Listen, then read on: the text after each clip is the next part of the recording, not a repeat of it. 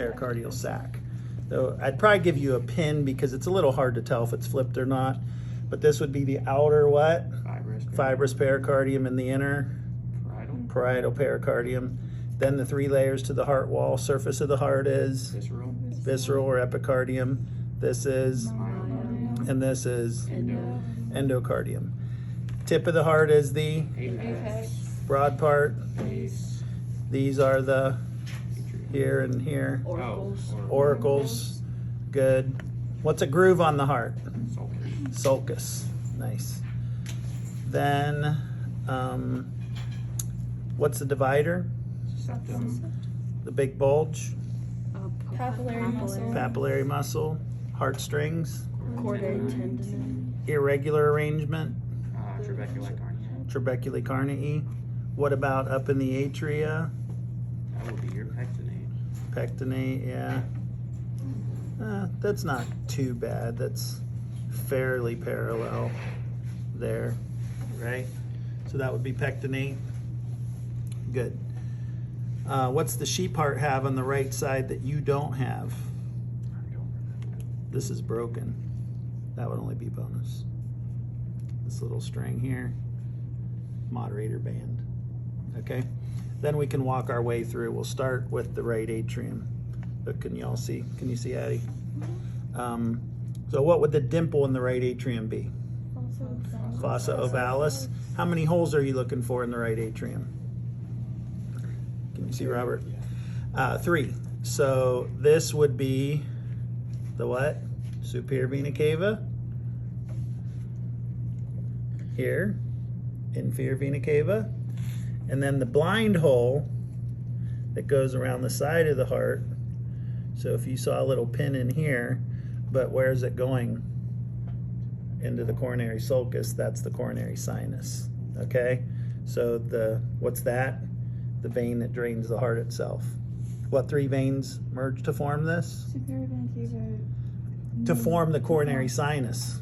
Great middle and small cardiac veins, right? So those ones that are draining the heart eventually all form that and dump the deoxygenated blood in. Then, what valve must this be? Tricuspid, right AV. Above it, you're in the what chamber? Right atrium. What kind of blood's here? Deoxygenated. Up high, if I said, what part of the conduction system would you find up here? You would say what? SA node. Low, AV node. Here, AV bundle. It splits. Bundle branches. What conduction system goes to the ventricles? Okay, so you had to what? You had to number those, right? On your lecture test, 1 to 5. But picture them even though they're not seen, right? Then, leaving the right ventricle, you're gonna see angling up around the outside. You're gonna eventually come across the what? Pulmonary semilunar valve, somewhere in here. Do you see it? And where would you best hear the pulmonary semilunar valve? 2nd or 5th intercostal space? Second. Right or left? Right. Okay. Flip it in my Or no, left. No, you're right. It comes from the right and it goes to the left. So 2nd left, you're right, Nick. Which sound does that make? No, dup. Dup, good. When the valve opens or closes? Closes, nice. Then it's going to where? Lungs or pulmonary circuit, gets oxygenated, comes back into the other side. So where's the valve? Here. So anything up in here, if you saw a probe sticking through like this, telling Taylor, you ask yourself, am I above or below the valve? Above it. So I must be in an atrium, right? And atria receive veins. So what kind of vein would this be? Pulmonary veins enter the left atrium. That's too big of a hole. They cut it too tight. But anyway, that would be pulmonary veins. The valve is bicuspid.